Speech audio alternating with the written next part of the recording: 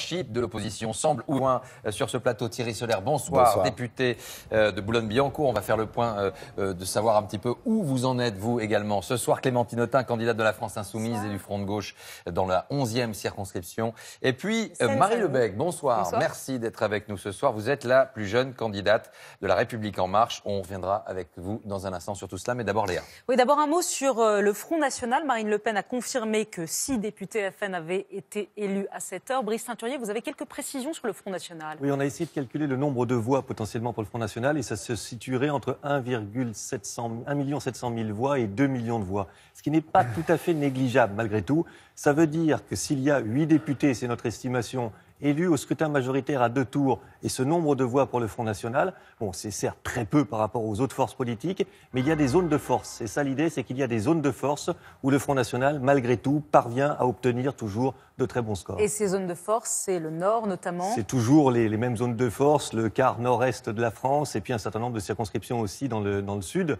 On le voit avec Louis Alliot.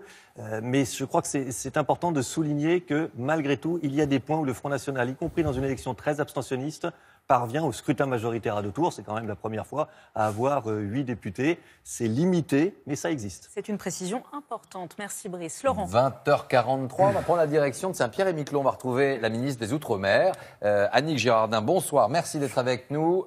Vous êtes bien évidemment au courant. Vous avez remporté cette victoire à 51,87%. Ça s'est joué à peu de choses.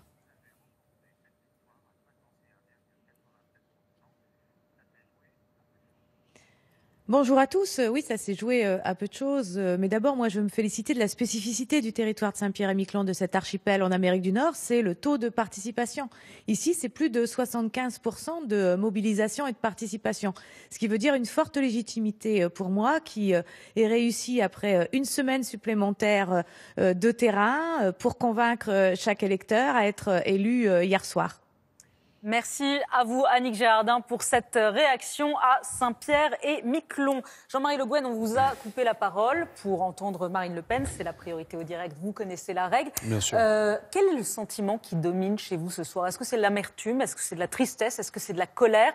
Au premier tour, il a été éliminé, François Lamy, un de vos amis. Au premier tour, il a tweeté « Merci François Hollande, merci Manuel Valls ». Est-ce que vous pourriez tweeter la même chose? Ah non, je ne crois pas.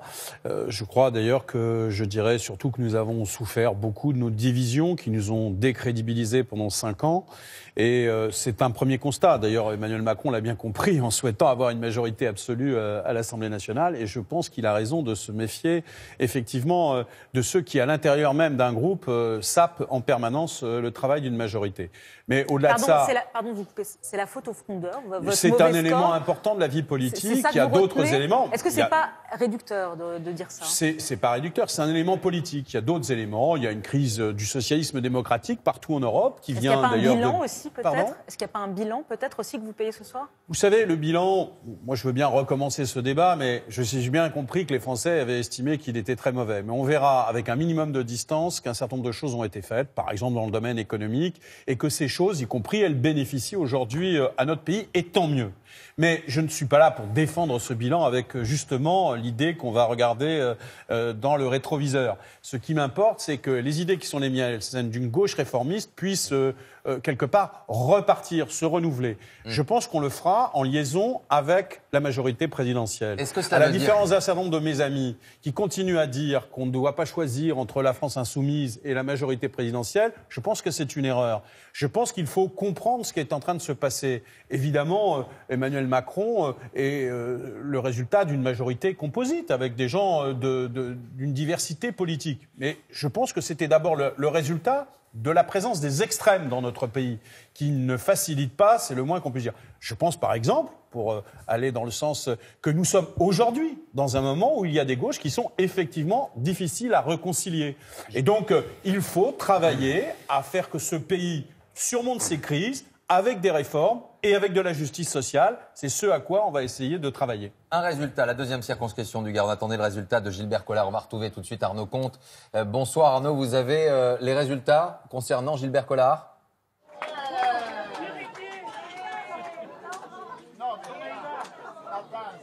Arnaud, c'est à vous.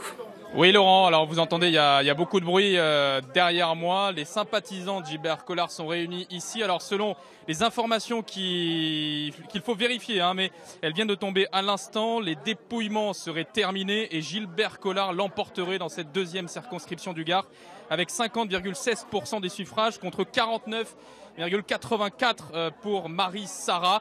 On attend la dernière confirmation, mais normalement, la préfecture vient de confirmer ces résultats. Et pour vous dire que ça a été serré jusqu'à la dernière seconde, c'est qu'à 90% des dépouillements, c'était Marie Sarah qui était en tête devant Gilbert Collard. Donc c'est très serré encore dans le Gard. On attend une confirmation de votre part, même si apparemment Gilbert Collard passerait donc de justesse. Thierry Solère, candidat Les Républicains dans les Hauts-de-Seine. Est-ce que vous êtes élu ou battu ce soir ? Les habitants de Boulogne-Billancourt m'ont confirmé leur confiance à près de 57,5% dans les derniers dépouillements. Moi, je veux dire qu'il y a une forme de cohérence au choix des Français. Ils ont élu Emmanuel Macron après une campagne présidentielle qui a été assez chaotique. Aujourd'hui, moi, ce qui m'importe, c'est que dans 5 ans, le pays aille mieux. La gauche et la droite, ça continue à exister. Est-ce qu'on est d'accord sur tout ? Non. Mais c'est la seule chose qui compte. Je ne m'intéresse pas. Est-ce que vous êtes déçu aujourd'hui des résultats de votre parti, Les Républicains, oui ou non ? Je le suis depuis l'élection présidentielle. Depuis 1958, la droite française n'avait jamais été éliminée dès le premier tour de l'élection présidentielle. Et donc, il ne fallait pas s'attendre à autre chose que cela. Maintenant, encore une fois, moi qui suis un homme de droite, la seule chose qui m'importe, c'est que le pays se redresse. Et le jugement que les Français porteront dans 5 ans, il sera là-dessus. Est-ce qu'il y a moins de chômeurs ou toujours autant de chômeurs ? Est-ce qu'il y a moins d'insécurité ou toujours autant d'insécurité dans beaucoup de quartiers ? Est-ce qu'il y a moins de terrorisme ? Même si je me doute que c'est très difficile de lutter efficacement contre cela. C'est ça qu'il faut, des résultats. Et c'est pour ça, Laurent Delahousse, en une phrase, que je souhaite qu'à l'Assemblée nationale, nous ne soyons pas dans la revanche de vouloir préparer l'élection d'après, de 2022, mais qu'on soit constructif. Ça veut dire pas de chèque en blanc au gouvernement. Ça veut dire voter la confiance ou pas ? Ça veut dire accompagner toutes les réformes. Ça veut dire voter la confiance ou pas ? Si on vote pas la confiance, ça veut dire qu'on cherche à faire tomber le gouvernement. Et ce gouvernement, il est légitime parce que les Français l'ont choisi. Et donc la seule chose qui va compter maintenant, c'est qu'encore une fois, on oublie les postures politiques. On ne prépare pas l'élection d'après. Priorité. Et on permet vraiment le redressement. Au direct et à l'image, c'est Jean-Luc Mélenchon qui prend la parole à Marseille. Ça paraît écrasante. Néanmoins, dans cette ambiance, il y a aussi des bonnes nouvelles. Et même des très bonnes. La première est que l'abstention écrasante qui s'est exprimée aujourd'hui a une signification politique offensive. Notre peuple est entré dans une forme de grève générale civique dans cette élection, faisant ainsi la démonstration de l'état d'épuisement d'institutions qui prétendent organiser la vie de la société avec un mode de scrutin où une minorité étriquée a tous les pouvoirs. C'est pourquoi je vois dans cette abstention une énergie disponible pour peu que nous sachions l'appeler au combat, avec les mots et dans les formes qui conviendront à la compréhension et aux possibilités de chacun.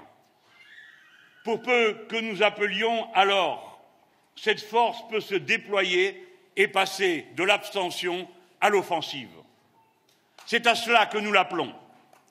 La deuxième bonne nouvelle, c'est que pour le faire, le peuple français dispose à l'Assemblée nationale d'un groupe, la France insoumise, cohérent, discipliné, offensif,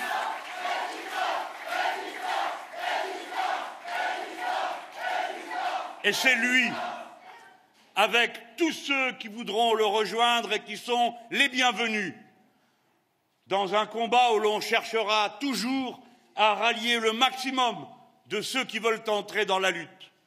C'est lui qui appellera le pays, le moment venu, à une résistance sociale. Et j'informe le nouveau pouvoir que pas un mètre du terrain du droit social ne lui sera cédé sans lutte.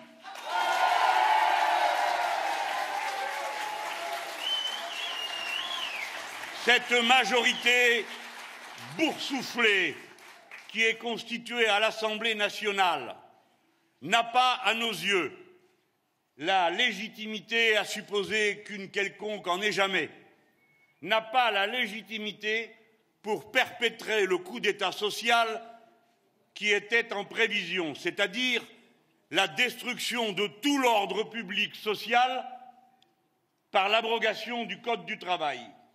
Cette majorité n'a pas la légitimité pour transformer le régime des libertés publiques dans le sens restrictif qui était prévu par l'idée de faire passer dans la loi ordinaire les dispositions, pour le coup vraiment extraordinaires, de l'état d'urgence. Non, elle n'en a pas la légitimité.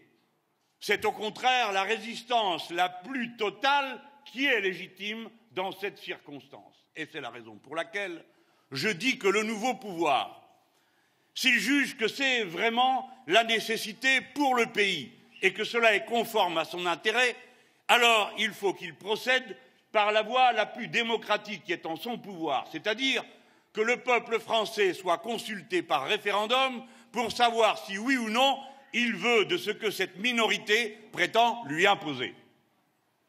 Voilà, mesdames et messieurs, mes bien chers amis, la raison pour laquelle je peux dire, sans m'éloigner trop de la conscience aiguë que j'ai de la gravité du moment, mes remerciements pour toutes celles et tous ceux qui ont permis l'élection de tant de nouveaux députés France Insoumise. Notre mouvement a à peine un an, je le sais bien, et nous marchons sur des sentiers inconnus de nous. Nous allons donc tâcher d'avancer en ayant toujours à l'esprit d'abord que c'est notre utilité pour les autres qui justifie notre existence. Je me réjouis de voir tant de jeunes hommes et de jeunes femmes, pour certains, et non les moins nombreux, à peine trentenaires, devenir vos porte-paroles. La jeune génération est là. Le combat est assuré en toute hypothèse de sa pérennité. Bien sûr, j'ai de la tristesse pour tous ceux qui auront, à la fin de leurs efforts, eu l'unique récompense de toucher de près du but, hélas sans l'atteindre. Ils vont me manquer, je vous le dis, mais notre groupe et notre mouvement, fort de ses 500 000 affiliés, est une force immense. Une élection est une élection. Ce qui compte, c'est la permanence, la fermeté des convictions et les formes d'organisation qui les portent. Eh bien, tout cela a été atteint, tout cela a réussi. Le peuple français n'a donné aucune chance aux survivants de l'ancien monde et il nous a désignés pour dorénavant porter devant le fanal du combat. Voilà pour l'intervention ce soir de Jean-Luc Mélenchon. Jean-Luc Mélenchon qui remporte donc cette victoire. Juste avec vous, Thierry Solère, pour bien comprendre, parce qu'on le voit bien se dessiner en ce moment au sein des Républicains plusieurs lignes. Vous serez inconstructif, on l'a entendu. Marie Lebec, vous regardez avec beaucoup d'attention il y a quelques minutes. Valérie Pécresse, elle, ça reste entre les deux, elle nous le disait tout à l'heure. C'est quoi cette zone de fracture finalement ? Est-ce que vous avez un pied dedans, un pied dehors ? Est-ce que c'est vivable ? Est-ce que la vie politique peut vivre ? Eh bien, la première réponse, ça va être avec le Premier ministre. Et on vous retrouve juste après. On appelle ça un teasing. Voilà le Premier ministre qui va s'exprimer. Et avec lui, un long processus électoral qui a commencé il y a près d'un an. Ce dimanche, vous avez donné une majorité franche au président de la République et au gouvernement. Cette majorité aura une mission, agir pour la France. Par leur vote, les Français ont, dans leur grande majorité, préféré l'espoir à la colère, l'optimisme au pessimisme, la confiance au repli. Je veux les en remercier, comme je veux remercier tous ceux qui, ce dimanche encore, ont participé à l'organisation du scrutin et garanti la sécurité des Français dans un moment essentiel de notre vie démocratique. Je félicite tous les élus, et notamment tous ceux, nombreux au sein de la majorité présidentielle, pour qui cette élection est la première. Leur diversité et leur expérience sont une chance pour la France. Il y a un an, personne n'aurait imaginé un tel renouvellement politique. Nous le devons à la volonté du président de la République de donner un nouveau souffle à notre démocratie. Nous le devons aussi aux Français qui ont voulu donner à la représentation nationale un nouveau visage. Je félicite également les élus des futures oppositions parlementaires. Ils seront évidemment respectés. Je veux enfin m'adresser à ceux, trop nombreux, qui n'ont pas voulu s'exprimer lors de ces 2 tours. L'abstention n'est jamais une bonne nouvelle pour la démocratie. Ses causes sont multiples, chacun devra les analyser. Le gouvernement l'interprète pour sa part comme une ardente obligation de réussir. La confiance des électeurs passe par notre exemplarité, un engagement sans faille et des résultats tangibles. Ce soir s'ouvre le temps de l'action pour la majorité présidentielle. Cette majorité est rassemblée derrière le gouvernement pour mettre en œuvre le programme du président de la République. Elle doit aussi être ouverte, prête à accueillir toutes les bonnes volontés. Mes chers compatriotes, la victoire est claire et elle nous oblige. Le gouvernement abordera les prochains mois avec une grande humilité et une détermination totale. Comme vous, j'ai confiance dans la France et j'ai confiance dans la République. Puisse cette confiance saisir le pays tout entier pour qu'enfin nous retrouvions le goût de l'optimisme et la foi en notre avenir. Vive la République, vive la France. Voilà, humilité et détermination, ce sont les mots à retenir du Premier ministre Édouard Philippe. Encore un mot, Thierry Solère, puisqu'on est dans un moment de clarification. Est-ce que ce soir, vous vous sentez plus proche du Premier ministre Édouard Philippe ou de Laurent Wauquiez? Très nettement d'Édouard Philippe. D'abord, c'est mon meilleur ami à titre personnel au Parlement, mais indépendamment de ça, alors, je vais vous répondre. Moi, je ne suis pas En Marche. Mais par contre, je veux que ça marche pour le pays. Et ce que les Français ont envoyé comme signal aujourd'hui, très clairement, parce qu'il y a une cohérence à faire qu'une majorité envoie, une majorité pour le président de la République élu. Mais pour la première fois, que ce soit à Neuilly, dans le 16e, dans des villes historiquement de droite, ou dans des villes très marquées à gauche, il y a ce résultat pour le président de la République. Alors moi, qui suis de droite, qu'est-ce que je vais vouloir faire dans cette affaire? Je vais vouloir voter toutes les réformes qui iront dans le bon sens. Le vieux monde politique, parce qu'on n'est pas majoritaire à l'Assemblée nationale, on s'oppose à tout, surtout, tout le temps. Ça amène à des drames absolus. Je ne mêlerai jamais ma voix à M. Mélenchon, qui va vouloir bloquer le pays, qui va vouloir bloquer toutes les réformes du Code du travail. Je suis de droite. Pourquoi je ne voterai pas la réforme du gouvernement, qui est quasiment la même, a priori, que ce que la droite aurait fait si elle avait gagné l'élection présidentielle? Donc être constructif, ce n'est pas un chèque en blanc, c'est accompagner. Et la seule chose qui va m'importer, Léa Salamé, c'est que dans 5 ans, à la fin de cette mandature, le pays aille mieux, qu'il y ait moins de chômeurs et qu'on ait fait du bon travail. Merci Thierry Solère. Marie Lebec, je vous voyais écouter, vous êtes donc l'une des plus jeunes candidates de La République En Marche. Vous avez 26 ans, vous avez commencé la politique à l'âge de 16 ans. Vous avez ce soir écouté avec attention cette main tendue de Thierry Solère. D'abord, vous l'acceptez, elle vous paraît limpide, naturelle? Ça fait plaisir déjà de voir un petit peu effectivement cette main tendue, parce que moi pendant cette année de militantisme auprès de la République En Marche, j'ai beaucoup entendu cette analyse de dire oui, mais en fait quand on vous voit à l'Assemblée, en séance, dans l'hémicycle, c'est du spectacle, vous vous opposez surtout, alors qu'il faut quand même rappeler qu'effectivement le travail se fait en commission et c'est important qu'il y ait justement que la droite et la gauche puissent travailler ensemble. C'est vraiment l'idée de la République En Marche, et donc qu'il y ait des élus de droite qui déjà s'affiche comme ça, c'est une bonne chose. Vous avez choisi cet engagement politique finalement auprès d'Emmanuel Macron par opportunité du moment, par conviction profonde? Non, par conviction profonde. Moi, j'ai effectivement été longtemps engagée chez les Républicains et voilà, je trouvais qu'on était arrivé un petit peu à saturation. On s'était beaucoup enfoncé dans les querelles internes. Il n'y avait pas un projet englobant et global de où est-ce que la France devait être dans 10 ans. Et puis, par ailleurs, c'est par conviction, parce que moi, j'ai rejoint le mouvement en avril 2016, à l'époque où rien n'était promis, et on a vraiment construit avec les militants tout ce qui s'est passé sur le terrain. Vous avez 26 ans, est-ce que vous n'avez pas peur d'être un peu largué face au travail parlementaire? Il faut voter les lois, il faut négocier des amendements, il faut comprendre la navette parlementaire, il faut parler aux médias. Est-ce que vous êtes formé pour ça? Alors effectivement, moi j'ai fait Sciences Po Bordeaux, j'ai été 2 ans attachée parlementaire, donc je connais déjà un petit peu le fonctionnement de l'Assemblée nationale. Après, d'autres élus de La République En Marche, on l'a vu ces derniers jours et ces dernières semaines, un peu moins préparés, on le sent. c'est une inquiétude qu'on entend parfois. Oui, mais vous avez raison. Et j'ai également cette inquiétude. Il faut être à la hauteur. Les Français ont mis beaucoup d'espoir en nous. Donc maintenant, il faut être présent, il faut travailler. La rupture de confiance aussi qu'il y a entre les élus et les Français, elle vient aussi de cette impression qu'on a que les élus ne travaillent pas assez. Donc il faut être présent à l'Assemblée et en circonscription. Il est 21h02 si vous nous rejoignez sur France 2. 2 informations à retenir à cette heure. D'abord, le chiffre de l'abstention record. Vous l'aurez compris, on vous le répète, 57% d'abstention. Ça veut dire que largement plus d'un Français sur 2 n'est pas allé voter ce soir.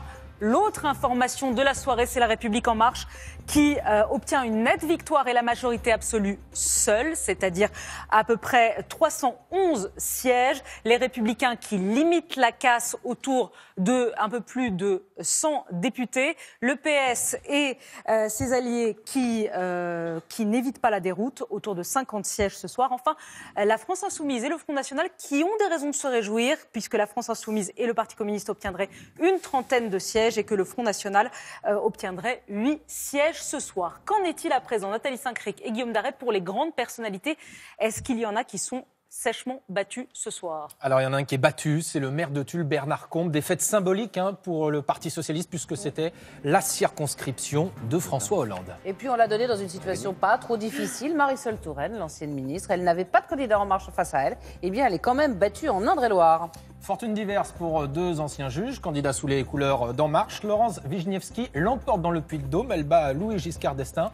En revanche, Éric Alphen, lui, a perdu. Alors, autre nouvelle, Éric Woerth, qu'on disait en position difficile dans l'Oise, eh bien finalement l'ancien ministre du Budget a réussi à remonter la pente. Il gagne avec 52%. Brigitte Bourguignon, on est dans la 6e circonscription du Pas-de-Calais, est élue avec 60,8%. Et si je vous parle d'elle, c'est parce qu'on parle beaucoup de cette jeune femme pour être présidente éventuelle de l'Assemblée nationale. Enfin, Boris Vallaud, dans la circonscription de Rie-Emmanuelly, eh bien 50,8%, il réussit à être élu. C'était l'ancien secrétaire général de l'Élysée et époux de Najat Vallaud-Belkacem, ce qui n'est pas résolu en fin dernière. On n'a pas les résultats de Najat Vallaud-Belkacem encore. Non, on ne les a pas encore, ça ferme à 20h. Et enfin, Claude Goasguen, qui lui aussi était en situation très très difficile dans le 16e arrondissement, eh bien normalement devrait l'emporter. Contre toute attente. On attend de voir. Jean-Michel Fauvergue, l'ancien patron du RAID, eh bien il est élu député ce soir et il l'emporte avec plus de 67% des voix. Merci à tous les deux. On attend donc le score de Najat Vallaud-Belkacem. On attend également le score de Manuel Valls, entre autres. À vous, Laurent. Et Clémentine Autain, vous êtes la candidate de la France Insoumise en Seine-Saint-Denis. Est-ce que vous êtes élue? Est-ce que vous avez remporté la victoire? Oui, j'ai remporté ce soir la victoire. Donc je suis très heureuse et heureuse de voir que je vais pouvoir participer à un groupe fort des 19 élus de la France Insoumise, mais également 11 élus du Parti communiste français. Donc je pense que si nous mettons nos forces en commun, nous avons la possibilité de faire entendre notre voix à l'Assemblée nationale. Pour autant, je suis, comme des millions de Français, assez préoccupés, révoltés même, par l'abstention record. Et je crois qu'on ne peut pas aujourd'hui faire comme si on allait pouvoir continuer. Ça veut dire que le peuple français est sous-représenté aujourd'hui à l'Assemblée nationale, sous-représenté politiquement? Il y a une défiance de la majorité de nos concitoyens à l'égard des institutions et de la vie politique. C'est gravissime. C'est d'autant plus vrai dans les villes et les quartiers les plus populaires. Donc si on ne prend pas la mesure de cela, si on n'avance pas vers une nouvelle République, je pense que l'affaire est grave. Par ailleurs, le pluralisme politique n'est pas assuré à l'Assemblée nationale, ce qui est un vrai problème. Quand même, davantage que ce qu'on croyait ce soir. Oui, parce que avoir les résultats, que ce soit pour vous, pour le Front National ou pour la droite, c'est quand même moins le raz-de-marée attendu. Exactement, parce que les Français ont corrigé ce qui était annoncé comme un tsunami Macron. Et je pense qu'il faut faire attention parce que moi j'entends très bien que M. Solaire et M. Le Guen s'entendent aujourd'hui avec En Marche. Mais je pense que changer les visages est une bonne chose et que d'ailleurs il y a une aspiration dans notre pays au renouvellement. Mais je redoute quand même la gueule de bois des Français parce que les propositions qui sont sur la table aujourd'hui et que nous combattrons avec force sont des propositions qui n'ont pas l'assentiment majoritaire des Français. Il n'y a pas de majorité en France pour une nouvelle loi travail. Il n'y a pas de majorité en France aujourd'hui pour l'augmentation de la CSG. Il n'y a pas de majorité en France aujourd'hui pour, par exemple, diminuer l'impôt sur la grande fortune. Justement, on va leur donner la parole. Je termine. Qu'est-ce que vous répondez à Clémentine Autain sur ce point-là particulièrement, qui dit que vous n'avez pas la majorité d'idées, j'entends. Hein. Ah oui, parce que la majorité arithmétique, ils l'ont. Alors Ce que je réponds à Mme Autain, on a la majorité à l'Assemblée nationale. Effectivement, il y a une abstention qu'on peut déplorer. Après, le mouvement En Marche, c'est un mouvement transpartisan. On veut travailler pour. On ne veut pas être constamment dans l'opposition. On veut avancer avec les Français. C'est un mouvement aussi qui s'appuie beaucoup sur la société civile. Donc voilà, l'objectif, ce sera de construire une loi pragmatique, efficace et qui va dans le bon sens. Alors, un petit mot, Brice Teinturier, une petite précision avant de vous donner la parole, Hugues Rançon. Une petite précision, parce que dans l'enquête que nous avons réalisée, on a la réponse, en tous les cas du côté des Français, à ces 2 points. Effectivement, 63% d'entre eux ne font pas confiance à la République En Marche et à Emmanuel Macron pour réformer le Code du travail. Et on a la même proportion à propos de la fiscalité. Ils lui font confiance sur beaucoup d'autres choses, mais pas sur ces 2 thèmes. Donc on voit bien que là, il y a une désarticulation entre la représentation parlementaire qui sera massive et ces sujets qui sont beaucoup plus clivants. Donc ça va dans votre sens, Clémentine Autain. Le message envoyé a été très clair. Les 2 grands partis qui ont gouverné ces dernières décennies ont été lourdement sanctionnés. Donc il y a l'envie de neuf. Pour autant, la situation politique est, à mon avis, très instable. Très instable. Et donc, je pense que les mois qui vont venir vont se jouer à l'Assemblée nationale, mais aussi dans la rue, dans le débat d'idées, et qu'il n'y aura pas simplement une représentation par rapport au nombre de députés, mais bien une bataille qui se jouera avec les Français, et y compris ceux qui se sont abstenus aujourd'hui, mais qui n'ont peut-être pas dit leur dernier mot. Thierry Mandon nous a rejoint également, ancien secrétaire d'État en charge de l'enseignement supérieur et de la recherche sous le gouvernement de Manuel Valls. Encore un socialiste finalement retraité, vous avez quitté la vie politique, vous avez fait un choix il y a quelque temps. Je me souviens d'une interview de vous en 2016, assez importante, dans laquelle vous signifiez que le système était à bout de souffle, que notre gouvernance était obsolète. Vous étiez alors secrétaire d'État. Je reprends votre interview. Il faut en moyenne 18 mois entre l'annonce d'une réforme et un vote définitif d'un texte, et si l'administration le veut bien, 12 autres mois pour prendre des décrets d'application. Est-ce qu'Emmanuel Macron va remplir finalement vos espoirs? Est-ce qu'il finalement, il est en train de phagocyter la nouvelle gauche socialiste? Le chaînon manquant de son discours, c'est l'ambition de réforme institutionnelle. Il n'en parle jamais. La seule chose dont il parle, c'est d'une présidence qu'il veut jupitérienne, c'est-à-dire renouant avec une sorte de majesté. Or, donc des doutes. Je ne sais pas, moi, je veux être très pragmatique et pas faire trop d'intention, mais je constate en revanche que l'élection de ce soir, pour ce qui nous concerne, c'est une catastrophe, mais pour ce qui concerne la vie démocratique, elle est inquiétante. Quelqu'un qui fait 24% des voix au premier tour d'une présidentielle se retrouve avec 60% des sièges de députés. Quelqu'un qui fait 20% des voix au premier tour d'une présidentielle se retrouve avec une poignée de 8 à 10 députés. Donc ça boite. Mais pourquoi vous ne l'avez pas changé? Thierry Mandon, vous étiez au pouvoir, vous pouviez changer. C'était une des promesses de François Hollande, la proportionnelle. Vous prêchez un convaincu. Il n'y a pas que la proportionnelle d'ailleurs, hein, dans la réforme institutionnelle. Vous prêchez un convaincu. Ce n'est pas faute d'avoir essayé pendant 5 ans de dire que c'était un sujet, comme d'ailleurs est un sujet le fait de faire une élection législative juste après une présidentielle, c'est-à-dire de transformer les futurs parlementaires de la majorité en officier des volontés du président de la République. Et ça va être une autre difficulté. Une petite question. En revanche, je termine sur la question qui m'était posée sur l'autre point, phagocyter est-ce qu'il a phagocyté le Parti socialiste, la gauche, Emmanuel Macron? Je ne sais pas. Ce dont je suis sûr, c'est qu'il n'a pas besoin de coup de main. Le voilà avec 370 députés, à peu près, plus une quinzaine à gauche et à droite qu'il a fait élire tout en les gardant là où ils sont, chez LR, Thierry Solaire, ou au PS, on en a quelques-uns. Donc, il est confortable. Et donc, la question n'est pas de savoir comment on va se comporter. La question, c'est que maintenant, il faut qu'il se dévoile. Je disais pour la loi travail, par exemple, que les syndicalistes qui le voient toutes les semaines ou qui voient le Premier ministre ne savent toujours pas ce qu'il va y avoir dans la loi. Donc, il est important qu'ils se déterminent.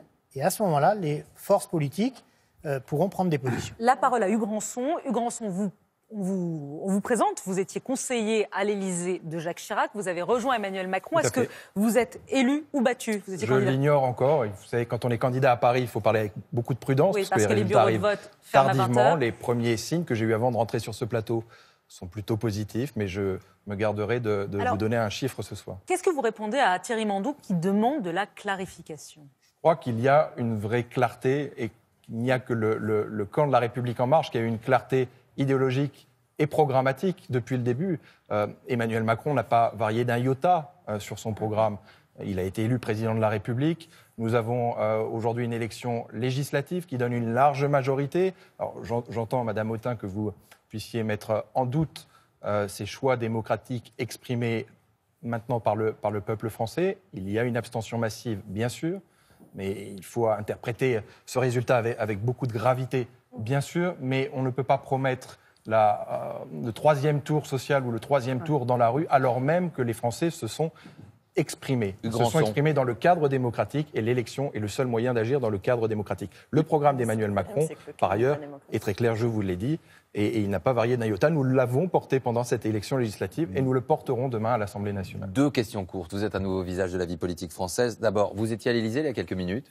J'y suis passé, tout à fait. Oui. Quel était l'état d'esprit d'Emmanuel Macron? Comment a-t-il accueilli effectivement ces résultats? Croisé, beaucoup de gravité, une forme de satisfaction bien sûr d'avoir maintenant les moyens d'agir, parce que c'est bien l'essentiel de cette élection législative, c'est de pouvoir agir pour les Français, pour apporter des réponses qui n'ont jamais été apportées par la classe politique depuis des années et des années. C'est aussi ce qui explique le succès de La République En Marche. Autre question, pardon, parce que le temps presse. Oui. Comment passe-t-on finalement de Jacques Chirac à Emmanuel Macron? On enjambe Nicolas Sarkozy et François Hollande. Qu'est-ce que finalement vous avez trouvé dans Emmanuel Macron que vous aviez perçu dans Jacques Chirac? Est-ce que, par exemple, je prends juste un thème, la fracture sociale, est-ce qu'aujourd'hui, c'est un thème qui résonne encore dans la tête d'Emmanuel Macron? C'est un thème qui résonne et qui est très présent. Vous savez, dans le programme de La République En Marche, pour marcher, il faut marcher sur 2 jambes. On veut libérer les énergies, bien sûr, mais on veut aussi inventer des nouvelles protections et travailler auprès des plus modestes et pour la protection de la France. Comment on passe de l'un à l'autre? On passe précisément en ayant l'audace de sortir des vieux clivages, des vieilles logiques politiques. On a aujourd'hui une grille d'analyse qui est différente.